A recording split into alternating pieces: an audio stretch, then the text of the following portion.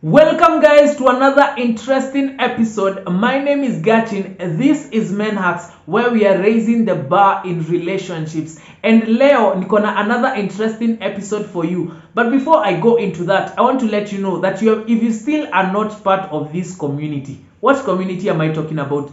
Community of people who love to listen to dating and relationship conversations. So kama we ni dem, kama we ni chali, if you're watching me right now, you are that person I am looking for. Subscribe, and kama you are a returning subscriber, welcome so much. Interesting episodes in Donili promise, and that's what I'll continue to deliver. So today, naongelelea unpopular opinions in the dating scene. I mean, we need to talk about such things and we need to highlight it because kuna mtu anaingia dating scene leo for the first time, ama kuna mtu anarudi dating scene after a long time of being in a relationship, and probably you don't know the things that have changed in the dating scene, okay? And one of the unpopular opinion I want to start with ni people who play hard to get. Do you know, by the way, playing hard to get is not all that sexy kama venye imekuwa glorified. You know, like it's not okay to kind of think that everybody anataka kuchezewa hard to get. Acha nikwambie, kama machali, like we've gotten to a point enye tumelengwa enough hadi ukianza kuona dem anaanza kukulenga, you can't even tell kama ana play hard to get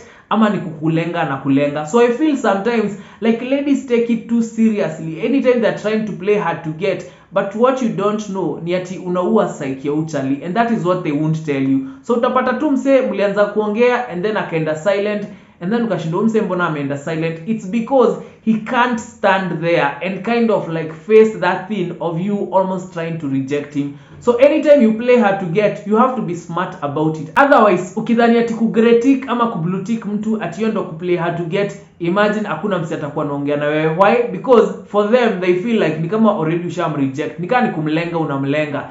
And that's why a guy we might give you one chance, second chance, by the third chance ukimlenga tena anaachana na wewe. Wewe ukibaki ukijiambia ati ni kuplay hard to get, kumbe chali alienda akatafuta mtu mwingine. So there's always a danger in playing hard to get sana, because if you're not smart about it, you might find yourself in a place yenye mnaanza tu kuongea na chali anakunyamazia, mwingine anakunyamazia, unashindwa what's wrong. It's because you're playing hard to get na hauja master the art of. Hata kama una play hard to get, unaonesha umse hints bado tuko pamoja. Unajua, the other unpopular opinion I have to say ni anytime you see a guy cheating on his girlfriend and probably ameenda kutafuta huko nje, it's because he's not getting enough. Wacha nikwambie, if you get into a relationship with a lady who wants to control ile time yenye mnapiga mechi, anataka kucontrol ile time utamuona, anataka kucontrol ile time mta spend time pamoja, anytime you are in a relationship as a guy, you kind of feel like this person is trying to control you. It's like kind of trying to orchestrate when your relationship it happen. So anytime as a lady you're not giving your man enough, haumpei mechi enough,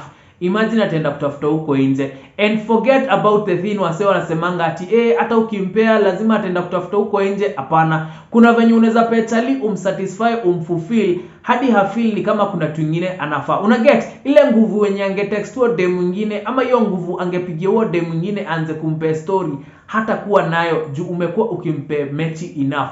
But anytime unaanza kumpimia, imagine he'll get out of that relationship and go out and cheat just because he feels like he's not getting enough of the mechi. Unajua, unpopular opinion nyingine ni ati madem saa zingine hawakuangi open anytime when it comes to mechi, like they're not open to say whether they want it ama whether they don't want it. So kuna kuangana hii issue ya sijui you need to ask for their consent, sijui ni nini, we get. But for Kenyan ladies, it's like for them, the minute umeuliza swali kaa hiyo ati do you want this thing, the minute umeuliza hiyo swali, it's almost like a turn off. It's like for Kenyan ladies, ana expect uko unajua kama anataka ama hataki. So that's why there's always that issue of consent. Juu ni kama at the end of the day umeachiwa wewe kachali uanze kuread emotions za dem, ujue kama anakupea mechi ama kama anataka mechi ama hataki. You get? So sometimes men find themselves in a fix juu haujui kama udem anataka hiki kitu ama hataki, but sasa ana act ni kama hataki kwenda home. Ukimwambia yeye mfanye kitu kingine anaanza kujam. You get? So as a guy you find yourself in a very tight situation because you don't know if this person wants this thing ama they don't want, because hakwambi. And when you make it a conversation, it kind of comes out as awkward. Ukimuuliza okay unataka hiki kitu, kuna venye tu hata anaweza kosa kukujibu. Only few ladies watakujibu wakwambia yes ama no, na kuna mwingine atakwambia no and maybe she means yes, na akitoka kwa hiyo hao atajam ati hau kuinsist, you know. So sometimes you kind of get to a point una realize sasa huyu mse tunasumbuana nini, you get.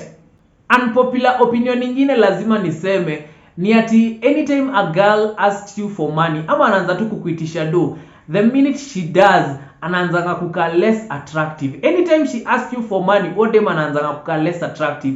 And let me put it in a context. Udem hamja date, mmeanza tu kuongea like 2 days ago ama like 1 week ago, already ashaanza kukitisha do. Anytime they do that, you start to seem less attractive to the guy. Unajua ni kwa nini? Because hata sisi tukikudate tunakuanga na mashida zetu, but never will it get to a point utaisikia chali amekuomba do. It happens only in few situations utaisikia chali amekuomba do, but you'll find anytime dem amerealize uchali ako na do, kuna konga tu na ako ka instance kenye atakuitisha do. And me, I'm here to tell you, you always look less attractive hata kama we ni dem super aje. The minute umeitisha mwanaume do, kuna venye sasa unaanza kuchapa right before his eyes, anakuangalia hivi anaona wewe tu ni kama dem wa kawaida, una get. So this is my advice to madem. Anytime uko na chance na chali, unaona uchali kuna venye yako na do, kuna venye yako financially stable, if you want to keep that guy, imagine usikimbia kumuitisha do. Hata kama uko na mashida 1 million, usikimbia kumuitisha hiyo do. You'd rather pray akae chini aone enyewe mimi udema kona mashida, wacha nimpe tu do, but usimuitisha do, because you'll begin to look less attractive to him. Let me tell you another unpopular opinion ni ati friends with benefits is so overrated. Wacha nikwambia hakuna kitu ngumu kama kukuwa na friends with benefit, because hapa lazima ukie for this person's emotions na feelings. Kuna kitu unaweza sema mkae kama mmekasirikiana, there is a way mnaweza fika tu point uone tu umse kuna venye tu either ameanza kuingisha too many emotions, and I'm saying from the lady side, unaweza you know, unaweza notice dem ameanza kuingiza too many emotions ama ameanza kuingiza too many feelings, and then there is a way it's like you are starting to walk on eggshells. Kuna vitu huwezi sema, ukimblue tick kuna venye naye atakublue tick next time, ukimlenga kuna venye naye anaanza kukulenga. So it's almost ni kama uko in a relationship lakini hauko kwa relationship, una get. So friends with benefits for me I feel is so overrated, and the reason why most people do it is because they are too scared to go out there and kind of look for people to date, una get. So unajingiza kwa friends with benefit because utaki hiyo hustle fulani ya kwenda huko nje sijui kusema tuko in a relationship nini, but the same thing you are avoiding utakuja kuipata hapa kwa friends with benefits. So it's only mature people, and it's only to some extent that unapatanga friends with benefits zingine zimework, but it doesn't work most of the times, you get, just because emotions, feelings, madharau inaanza kuingia hapo ndani, inaanza kukua ka cocktail kengine ka toxic vibaya sana. The other unpopular opinion ni wale watu wenye wanakuanga na bestie and they insist they need a bestie hata kama ako in a relationship. Do you know why? Because these are the most insecure people in the world. By the way, kama wewe uko na bestie, you need to know something about yourself. Probably haujajijua poa, but you are the most insecure person in this world. Unajua kwa nini? Because there is no way you are entering into a relationship and you still want to hold on to this bestie relationship with this other person hapa nje, una get. And the reason you are doing it is because you are insecure that you don't want to get hurt kwa your relationship. So for you want a backup, and because you want to feel good about yourself, you don't want to be the person that cheats on your boyfriend ama cheats on your girlfriend. That's why umeka kamtu hapa karibu kakuweka bestie kako, just because you want to feel secure that hata kama umse mwenye niko naye atani heartbreak, nitaendea bestie wangu, una get. So it's always a backup plan. Ukiona mtu ako na bestie, huyo ni backup plan wake,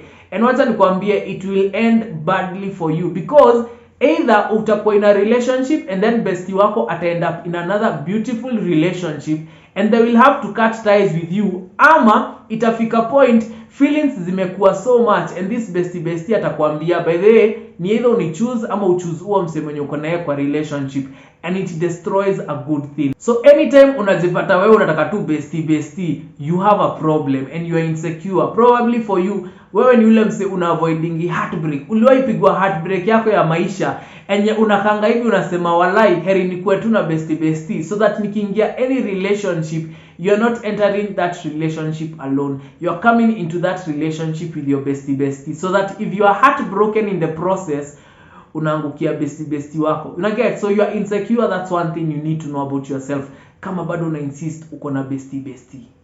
Kitu ingine lazima ni mention when it comes to wale wase wako na bestie and wale wase most of the times unapatanga they wanted this person but because they couldn't become their person, hawangeingia in a relationship with them. Probably at that point this person did not see them as somebody they want to be with in a relationship with.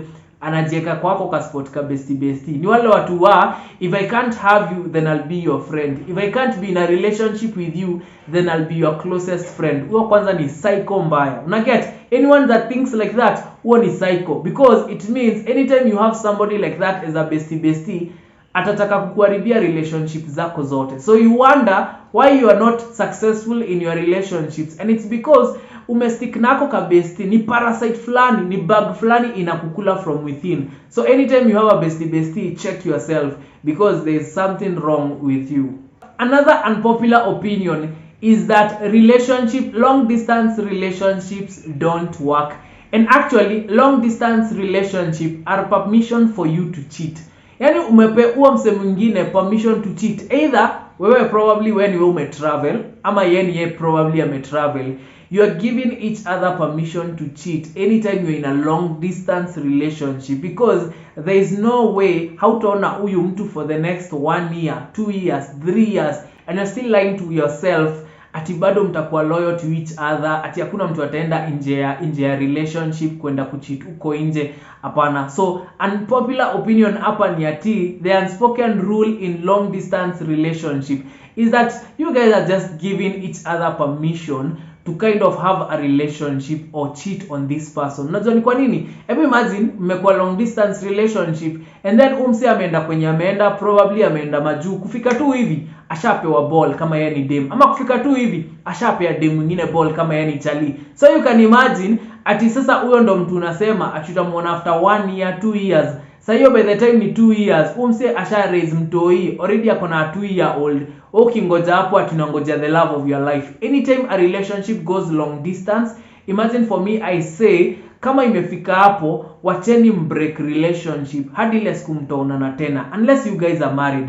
But usitake kukua in a relationship na mse mwenye ameenda miles and miles away not knowing when they will come back, even if they're telling you they'll be back after 3 months. Imagine hizo 3 months si guaranteed. You get? So anytime you kind of see that the relationship is going long distance, mse anaenda outside country, mse anaenda kusoma in a far distance, breakini tu hiyo kitu kila mtu ende njia yake. So the other unpopular opinion I have to state ni ati anytime unaona dem anakimbia kuingia kwa relationship, they're always trying to get pregnant for some weird reason. Una get? Especially these days. Dem anajaribu kukuka faraka ama kama chali una feel udem kuna venye anakuharakisha aseme ati mseme mko in a relationship pamoja. Either sometimes unapataga udem she's trying to run away from something, probably hata ni dem alikuwa kwa relationship and now she's gone through like your heartbreak, so she's trying to run away from the fact that she has to heal from this heartbreak before I get into another relationship. So that's why anakuharakisha because she thinks if she gets into another relationship it's going to be easier for her to heal. That could be one reason. The other reason could be udem anataka ku get pregnant as fast as possible for whatever reason, and sometimes unapatanga already anajua ko pregnant, so amekuja kukimbia kuingia in a relationship with you already hata ashakupe chance ya kupiga mechi nini but kumbe unajipata una raise mtoto si wako just because anajua ule chali mwingine there is no way he's going to take care of that kid. Una get? Ama amekuwa kicheza huku nje. So the minute amekimbia kuingia in a relationship with you, it either means she's hiding something ama anataka kuwa pregnant as fast as possible. Una get? So dem mwenye anakukimbiza kuingia kwa relationship na yeye, imagine woni dem unafaa kukimbia ukimuona. Opinion nyingine lazima tuseme hata kama ni unpopular is ukirush kupata mtoi and you know you are not ready financially, hiyo kitu itakugonga. Hata kama unadhani mtoto ni blessing ama nini, hiyo kitu itakugonga. Una get? It is not going to be as rosy because kukuwa financially stable inakujanga na a mental peace fulani yenye inakujanga na kukuwa na do na kujua that unaweza afford kitu fulani. So anytime you are rushing to get a baby and you know you are still not yet financially stable, wewe jua hiyo kitu itakugonga biti nyingine haujaiona. Una get? So there is always a consequence. Of course kupata mtoi ni blessing, kupata mtoi ni gift ya life, but then you need to know kama haujajiprepare enough. Early pregnancy is what I'm talking about. So if you're not strapping up and you're not using the after pill anytime you may have mechi, trust me, the minute huo mtoi atakuja ama the minute your pregnancy itakuja, it will take a toll on you. So don't rush. And this is an unpopular opinion, especially in this age of baby bump. Tunaona mapicha huku na kule, unaona venye watu wanavaa the same outfit, baba, mama, mtoi mevaa the same outfit. Usikimbia kupata mtoi kama bado huko financially stable, because itakupeleka mbio ingine hujaiona. And as we conclude, my last point ni dating a girl who has a kid ama a girl mwenye already ashazaa, and then bado wacha ni specify kama bado anaongelesha baby daddy, you are in trouble. Unaget, me have tried, so sisemi kitu ati sijui. I have tried to do it. I have tried to date dem mwenye akona mtoi na wanaongea na huo baby daddy. Wacha nikwambie, it's not easy, and this is an unpopular opinion. And sometimes tukisema hivi madem wana ni kama wanajaribu kuatakiwa, but wacha nikwambie, it's not easy trying to date a lady mwenye anaongelesha baby daddy ama anaongelesha mwanaume mwingine. You get, because at the end of the day pia wewe ni mwanaume na haujui the kind of chemistry. Let me tell you what one lady once told me. Dem mwenye alikuwa na mtoi aliniambia, by the way, unajua mtu mmepata mtoto na yeye unajua ni mtu unampenda bado. Can you imagine? Na uni dem unajaribu kudate, actually anajua unamkatia, but can you imagine those were the words that udem aliniambia? And probably you can argue and say probably hapo anakupenda by hiyo time, but me nilitake so seriously, and I understood the fact that anytime wase wako na hiyo connection that wako na mtoi pamoja, whether uchali ako na familia nyingine huko nje, whether uchali ako na mademo wengine huko nje, there is always going to be a special bond between watu wawili wenye wamezaa mtoi. So the unpopular opinion ni kama unajua dem fulani unajaribu kumkatia na udem ako na mtoi, lakini udem at the same time bado anaongelesha baby daddy wake, trust me, that is a spot you don't want to enter. Huyo ni dem mwenye hautaki kusema tunataka kuingia kwa relationship na yeye. So for me, ule dem mzuri mwenye akona mtoi mwenye naweza sema probably unaweza date ni ule mwenye haongei na baby daddy wake. But kama wako in close contact na baby daddy wake, ati wanaongeanga kila siku, ati wanachattingi once in a while, trust me, one dem hapo ni place hautaki kujiingiza. Unaget? And that's why it works out so good anytime dem akona mtoi ana date ama ana come together na chali mwenye pia yeye akona watoi wake. That's why it's so good, because that's a blended family, and it work out because huyu akona ex wake na huyu akona ex wake, so hapo hakunanga wrangles. But anytime ati wewe chali umekuja hivi we hata huna mtoi, and then umekaa umepatana dem tena akona mtoi, itakuwa struggle. You have to be mentally sane ama you have to be mentally strong kuweza withhold ama kustand kwa hiyo relationship bila kuvurugana. And with that, we've come to the end of this episode today. Make sure you join me for the next episode where I'll give you another interesting episode kama kawaida, another interesting topic kama kawaida. So join me on the next episode and I hope to see you there. And of course, kwa hii episode kama nimesema kitu you don't agree with, I want to hear your comment. Mimi sikaachingi, write whatever you want. I'll be able to respond to you. Na tuta have little, conversation hapo hivyo kwa comment section. So make sure you comment, make sure you like, make sure you subscribe kama bado huja subscribe, because here we are building a community of people who love to listen to dating and relationship conversations. Kwa relationship tuambiane ukweli.